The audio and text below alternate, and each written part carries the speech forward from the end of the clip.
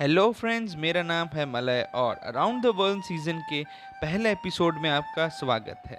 आज हम जाएंगे यूरोप के एक छोटे से देश लग्जमबर्ग में, जिसे कहा जाता है the Gibraltar of north.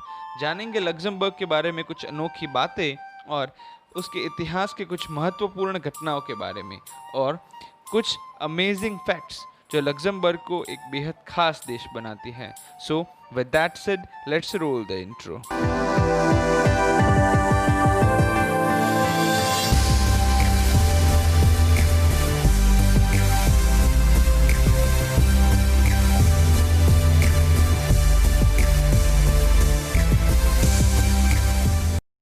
Luxembourg जो वेस्टर्न यूरोप का एक छोटा सा लैंड लॉक कंट्री है, जिसकी बॉर्डर्स लगती है नॉर्थ और वेस्ट से बेल्जियम से, ईस्ट से जर्मनी से और साउथ से फ्रांस से।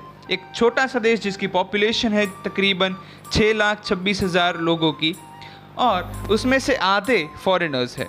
लग्जमबर्ग सिटी की बात करें तो वो यूरोपियन यूनियन के 4 ऑफिशियल कैपिटल्स में से एक हैं और यूरोपियन यूनियन की supreme court, the top judicial authority of European union का सीट भी लग्जमबर्ग में आता है। लग्जमबर्ग का सुनहरा इतिहास शुरू होता है साल 963 में, जब काउंट सिगफ्रीड ने एक्वायर किया था एक छोटा सा किला जिसके ताल्लुकात थे रोमन एम्पायर के साथ, जिसका नाम उन्होंने दिया the little castle Luxembourg. The house of Luxembourg यानी काउंट सिगफ्रीड के वंशजों ने यह राज्य को काफ़ी बड़ा किया और साथ ही साथ मिडिल एजेस में यूरोप को 4 बड़े एम्परर्स दिए। साल 1308 में हेनरी द सिक्स्थ बने जर्मन और द होली रोमन एम्पायर के राजा और साल 1354 में चार्ल्स द फोर्थ ने द काउंटी ऑफ लग्जमबर्ग को अपलिफ्ट किया द ड्यूकी ऑफ लग्जमबर्ग में।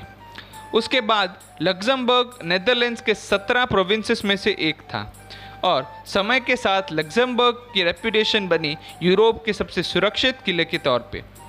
यूरोप के इस छोटे से देश की मॉडर्न एरा में स्थापना हुई थी साल 1815 में। लग्जमबर्ग काफ़ी इंटरनेशनल ऑर्गेनाइजेशंस का भी फाउंडिंग मेंबर रहा है, जैसे कि NATO, United Nations, Benelux, OECD countries और यूरोपियन यूनियन। यूरोपियन यूनियन का ये मेंबर है और लग्जमबर्ग सिटी जो इसका कैपिटल है, वहाँ पे यूरोपियन यूनियन की द सुप्रीम जुडिशियल अथॉरिटी यानी the supreme court of European union भी है। लग्जमबर्ग सिटी यूरोप के 4 ऑफिशियल कैपिटल्स में से भी एक है। यूरोपियन यूनियन में हमेशा लग्जमबर्ग ने उसके पॉलिटिकल और इकोनॉमिक यूनिफिकेशन की वकालत की है। लग्जमबर्ग यूनाइटेड नेशंस के सिक्योरिटी काउंसिल का भी मेंबर था साल 2013 और 14 में। अगर हम यूनाइटेड नेशंस के अलावा बात करें लग्जमबर्ग के पुलिस फोर्स, मिलिट्री और फॉरेन रिलेशंस के बारे में, तो लग्जमबर्ग एक छोटा सा लैंडलॉक कंट्री है जिसकी कुल लंबाई 57 किलोमीटर है और वो तकरीबन 32 किलोमीटर जितना वाइड है। लग्जमबर्ग दुनिया का 164वां सबसे छोटा देश है। लग्जमबर्ग के पास एक छोटी सी सेना है जिसका हेडक्वार्टर हेनबर्ग में है, जिसे द मेंस माउंटेन कहा जाता है और वो सिविलियन कंट्रोल के अंडर में है। लग्जमबर्ग के पास कोई नेवी नहीं है और कोई एयरफोर्स नहीं है, पर बेल्जियम के साथ एक समझौता और नेटो का मेंबर होने के मतलब से उसके पास कुछ छोटे कन्वेनियंस और कार्गो विमान है।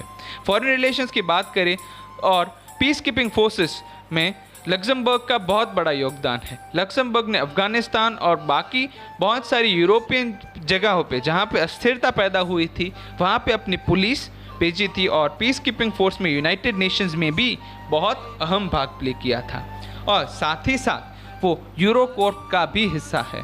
हमने जाना लग्जमबर्ग की कुछ बातों के बारे में और उसके इतिहास के बारे में। अब जानते हैं लग्जमबर्ग के बारे में कुछ amazing facts. Fact number 1, Luxembourg की 3 ऑफिशियल लैंग्वेजेस है, जिसमें आती है लग्जमबर्गिश, फ्रेंच और जर्मन। एडमिनिस्ट्रेटिव पर्पसेस के लिए फ्रेंच और जर्मन यूज़ होती है और कन्वर्सेशन के लिए लग्जमबर्गिश, और स्टूडेंट्स को इन तीनों ही भाषाओं में सिखाया जाता है। लग्जमबर्गर्स के पास सबसे ज़्यादा कारें हैं। हाँ, चौंकिए मत, लग्जमबर्गर्स के एवरेज कार ओनिंग रेट दुनिया से कहीं ज़्यादा है। पर 1000 लग्जमबर्गर्स पे तकरीबन 650 के पास गाड़ी है। इसका रीज़न है क्योंकि मोस्ट ऑफ द लग्जमबर्गर्स आते हैं जर्मनी, फ्रांस या बेल्जियम से, और वो सारे ही क्रॉस बॉर्डर वर्कर्स हैं। आपको क्या लगता है कि कौन से देश की जीडीपी पर कैपिटा सबसे ज़्यादा है? Russia, America, China, France? नहीं, इसका जवाब है लग्जमबर्ग। लग्जमबर्ग और कतार वो दो ऐसे देश हैं जिसकी जीडीपी पर कैपिटा दुनिया की सबसे हाईएस्ट है, जो तकरीबन 93,000 यूरोस है। और लग्जमबर्ग में अनएम्प्लॉयमेंट भी दुनिया के सबसे कम रेट पे है, और वो तकरीबन 40 सालों से यूरोप में सबसे लोएस्ट है।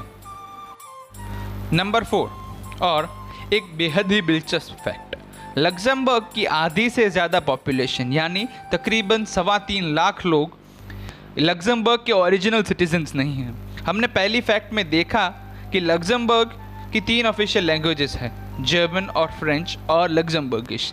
इसी हिसाब से लग्जमबर्ग की आधी पॉपुलेशन क्रॉस बॉर्डर वर्कर्स है, जो जर्मनी या फ्रांस या बेल्जियम से आते हैं। लग्जमबर्ग की ग्रैंड ड्यूकेस, जिनके बर्थडे पर द नेशनल डे सेलिब्रेट किया जाता है, उनका बर्थडे चेंज किया गया है। हाँ, लग्जमबर्ग की ड्यूकेस, जिनका नाम है चार्लोट, उनका बर्थडे आता है 23वीं जनवरी को, पर विंटर और वेदर अनफेवरेबल होने के साथ साथ उस टाइम पे नेशनल डे मनाया नहीं जा सकता, तो वहाँ की गवर्नमेंट ने उस डेट को चेंज करके 23वीं जून कर दी, ताकि समर हो और वेदर कंडीशंस भी फेवरेबल हो। तो हर साल 23वीं जून को लग्जमबर्ग का नेशनल डे होता है, और वहाँ पे फायरवर्क्स, आउटडोर एक्टिविटीज़, फेस्टिविटीज़ और लाइव म्यूज़िक कॉन्सर्ट्स भी होते हैं। तो ये थी हमारे अराउंड द वर्ल्ड की पहले सीज़न का पहला एपिसोड, जहाँ हमने जाना लग्जमबर्ग के बारे में। बने रहिए नेक्स्ट एपिसोड के लिए।